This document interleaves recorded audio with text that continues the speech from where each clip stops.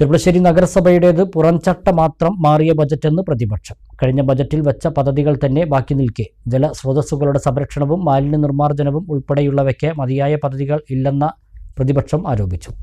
അതേസമയം നഗരസഭയുടെ സർവ്വതോന്മുഖ വികസനം ലക്ഷ്യമിടുന്നതാണ് ബജറ്റെന്ന് ഭരണപക്ഷം പറഞ്ഞു. ബജറ്റ് അവതരണത്തിനു ശേഷം നടന്ന ചർച്ചയിലാണ് പുതിയ ബജറ്റിലെ കണക്കുകൾ സാങ്കല്പികമായ അനുമാനങ്ങൾ മാത്രമാണെന്ന് പ്രതിപക്ഷ നേതാവ് KM ഇസാഖ് പറഞ്ഞത്. ഭവന നിർമ്മാണ മേഖലയിൽ കഴിഞ്ഞ വർഷം നീക്കിവെച്ച ഫണ്ട് ഉപയോഗിച്ച് യാതൊന്നും ചെയ്യാൻ നഗരസഭ ഭരണസമിതിക്ക് കഴിഞ്ഞിട്ടില്ലെന്നും KM ഇസാഖ് ആരോപിച്ചു. ഈ 4 കൊല്ലമായി ഒരു വീടാണ് ഒരു മെമ്പർ പറഞ്ഞത് കൊടുത്തത്. നിങ്ങൾക്ക് ഒരു വീട് നിർദ്ദേശിക്കാൻ നിങ്ങളെ വാടി 700-ൽ പരം വീടുകൾ കൊടുത്ത ഒരു നഗരസഭ. അന്ന് എന്തായിരുന്നു ആ നഗരസഭയുടെ കാര്യം ആലോചിക്കണം. ഇപ്പൊ ഇവിടെ പലരും പറയുന്നത് കേട്ടാൽ 4 കൊല്ലമായിട്ട് ഇപ്പൊ നഗരസഭയും ചെർപ്പശ്ശേരി പിന്നെ നഗരത്തിൽ ഒരു ഭരണ സംവിധാനം വന്നിട്ടുള്ളൂ എന്നാ തോന്നുക.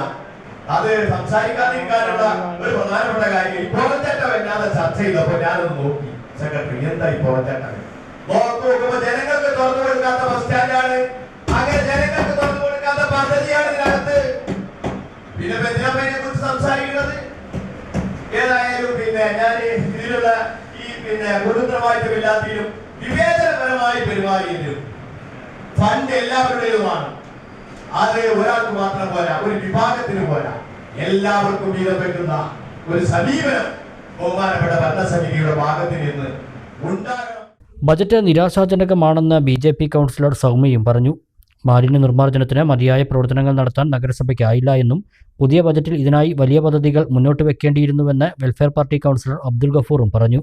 എന്നാൽ നഗരസഭ നടത്തിയ വികസന പ്രവർത്തനങ്ങൾ അക്കമിട്ട് പറഞ്ഞാണ് ഭരണപക്ഷ കൗൺസിലർമാർ ബജറ്റ് ചർച്ചയിൽ പ്രതികരിച്ചത്. ആരോഗ്യമേഖലയിലും ഭിന്നശേഷി വയോജന സൗഹൃദ പ്രവർത്തനങ്ങളുടെ കാര്യത്തിലും നഗരസഭയുടെ പ്രവർത്തനങ്ങൾ അഭിനന്ദനാർഹമാണെന്നും കുടിവെള്ള വിതരണത്തിലും മാലിന്യ നിർമ്മാർജ്ജനത്തിലും യുവജനക്ഷേമ പ്രവർത്തനങ്ങൾക്ക് ഉൾപ്പെടെ നഗരസഭ മുന്നോട്ട് വെച്ച പദ്ധതികൾ എന്തുകൊണ്ടും മികച്ചതാണെന്നും ചെയർമാനും ഭരണപക്ഷ കൗൺസിലർമാരും അഭിപ്രായപ്പെട്ടു. സാങ്കല്പിക ലോകത്ത് വിരാജിക്കുന്നവരല്ല ഈ ബജറ്റ് തയ്യാറാക്കിയത് എന്നുള്ളതുകൊണ്ടാണ് സർവതല സ്പർശിയായ ബജറ്റായി ഈ ബജറ്റ് മാറിയത്. ഈ ഭരണസമിതി അധികാരത്തിൽ വന്നതിന് ശേഷം അവസാനത്തെ ബജറ്റാണ്.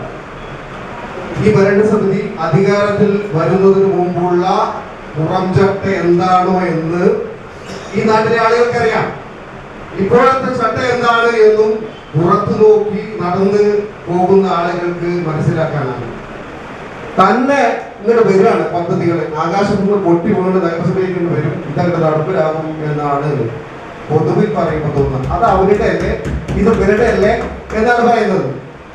എങ്ങനെയാണ് ചെറുപ്പുളശ്ശേരി നഗരസഭയിൽ സമഗ്ര കുടിവെള്ള പദ്ധതി എന്ന ആശയം വന്ന് അതുമായി ബന്ധപ്പെട്ട പ്രവർത്തികൾ ആരംഭിക്കുന്നത്?